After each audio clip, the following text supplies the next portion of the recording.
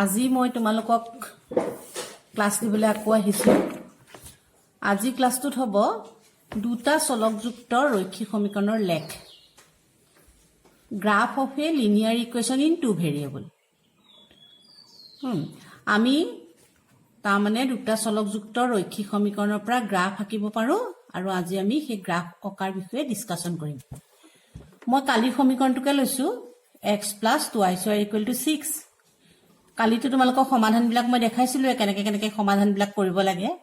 গতিকে সেই সমাধানবিলাকৰ ভিতৰত আমি পাইছিলো 0322416 নহয়নে?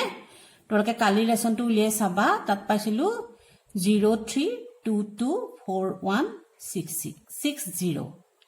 এতিয়া আমি এই সমাধান কিতাপ পৰা আমি গ্ৰাফ অংকন কৰিম। আমি গ্ৰাফ আগতে ক্লাছ 9ত পঢ়িছিলো। এনেকৈ কি কৰো, x o x' আৰু y o y' দুডাল অক্ষ দুডালে o বিন্দুত ছেট কৰে।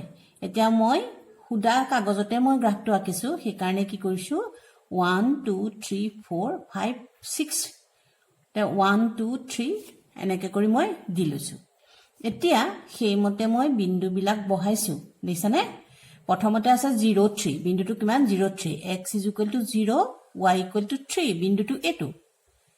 সেইকাৰণে মই ইয়াত লিখিছো 0 3। তাৰ পিছৰ বিন্দুটো আছে 2 2, সেইটো লিখিছো 2, এইফালে 1 2, এইফালেও 1 2।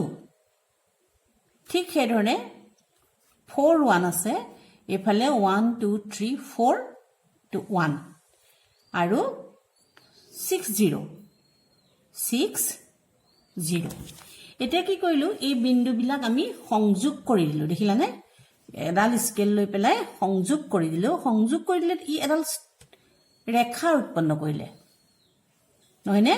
ষ্ট্ৰেট লাইনৰ সৰলৰেখাৰ উৎপন্ন কৰিলে আৰু এই ৰেখাডালক মই এ বি নামেৰে নামাকৰণ কৰিছো।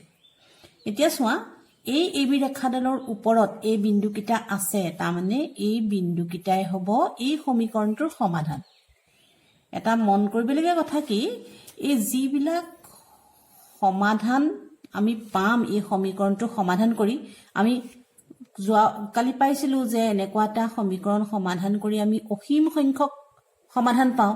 সেই অসীম সংখ্যক সমাধানবোৰ এই ৰেখাডালৰ ওপৰত থাকিব।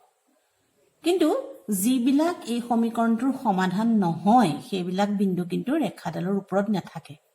সেইকাৰণে এই অধ্যায়টোৰ মন কৰিবলগীয়া দুটা কথা আছে। সেই কথাটো হৈছে, মই লিখি দিছো পৰ্যবেক্ষণ বুলি, যিবিলাক বিন্দুৰ স্থানাংকই সমীকৰণ x + 2y² = 6 সিদ্ধ কৰে, সেই বিন্দুবিলাক এ বি ৰেখাৰ ওপৰত থাকে। 2 নম্বৰটো হৈছে, এ বি ৰেখাৰ ওপৰত থকা প্ৰত্যেকটো বিন্দুৱে সমীকৰণটোৰ এটা সমাধান দিয়ে। মই কথাখিনি কৈও দিছিলো আৰু কথাখিনি মই লিখিও থৈ দিছো। তোমালোকক যিহেতু মই স্ক্ৰিপ্টটো দি দিম, তোমালোকে কথাখিনি নিজৰ বহীত, অংকৰ বহীত তোমালোকে লিখি ৰাখিবা আৰু মই বন্ধ খোলাৰ লগে লগে তোমালোকৰ বহীৰ পৰা মই চাম কিন্তু। তাৰপিছত 3 নম্বৰটো হৈছে, এ বি ৰেখাৰ ওপৰত নথকা বিন্দুবিলাক সমীকৰণটোৰ সমাধান নহয়। বিদ্ৰোহ বুলি মই এটা লিখিছো।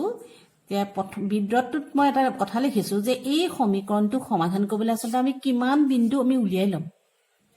আমি কৈছিলো নহয় যে অসীম সংখ্যক সমাধান আমি এই সমীকৰণটোৰ পৰা পাম, কিন্তু অসীম সংখ্যক সমাধানটো আমি আৰু পাতি নলওঁ।